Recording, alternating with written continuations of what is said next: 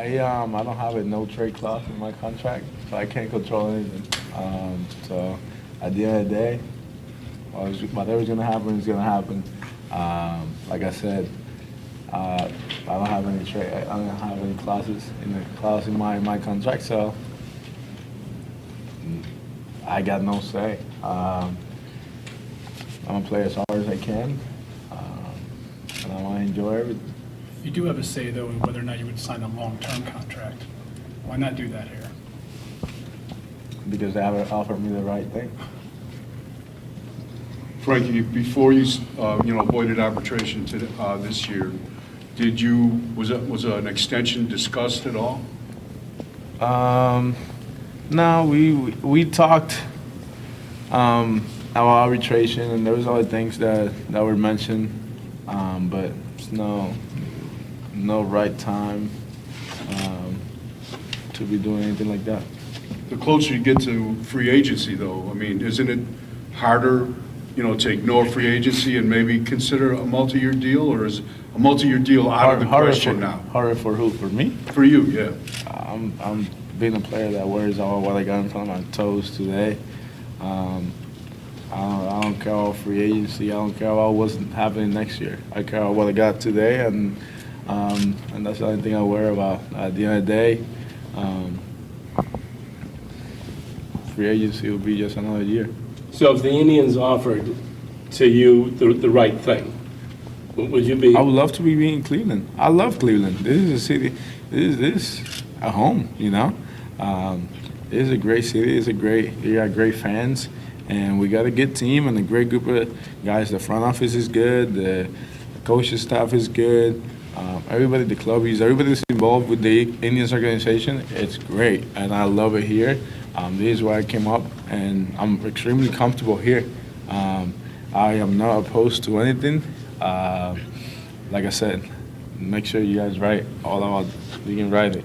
I would love to be here in Cleveland. No, it's not about how much money I get. This is not a thing about pride or money but I just like a team would not pay $60 million for a player.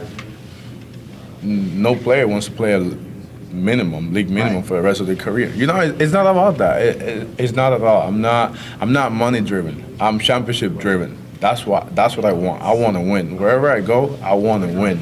I want to bring a championship to the city of Cleveland. This is what I want to do. That's my mission. I'm here today, and I want to win for the Indians.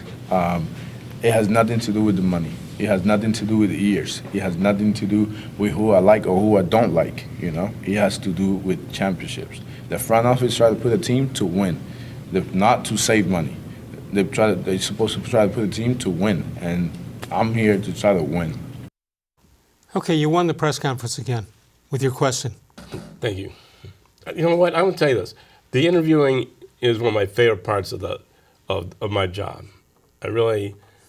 All right. So what did he say? He was all over the board. Right, he was. And everything he could say can be picked out and checked out and all that other stuff. I don't see, like when Albert Bell left, people had no trouble booing him. I can't imagine Indians fans, if he leaves, I can't see them booing him. Do you? I agree with that.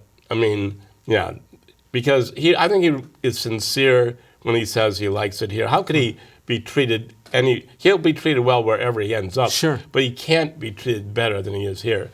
But I think the most significant part of what he said there, and you're right, he was all over the map. But the very end of that answer, when he says it's really not about the money, it's championships. So he said, but if the team is out to save money, that to me is saying, if they're out to save money, they're not out to win a championship. Right. Except in their division, they probably think they can contend another year here. Yeah, they could. Yeah, but big deal. Yeah. So they win the Central Division. I almost said the AFC North. They win the Central Division, and then where do they go from there? I mean, well, I think most people would say that if you get there, you have as good a chance. I mean, I've always said if you just get there, even if you don't have the best team, I'll let you take the best team and give me all the other teams. Yeah, and I'll take my chances. There have been wild card teams that have won the World Series. Just this year. Right. Washington. Right, and so. All right. But still- So can the Indians? They go to $17.5 million as far as arbitration. Does it? I've never heard them say, well, maybe we'll try to sign him for one more year before the big contract kicks in. Is that a possibility? No, but he said also in that interview, it was a long one, that he wants a long-term deal. Which might make it the last one he makes. Right. Yeah, that he does. said, and because he's 26 now, and he said, when he's 30, he says, this is him talking, when I'm 37, are my skills going to decline? No, that's him, of course. He's going Well, to yes, say. they are. Well, yeah. But that's, I'm telling all you what these he guys said. with a 10-year deal are not nearly as good at the end as they are at the beginning. Right, and you look like Miguel Cabrera from the Right. Tigers.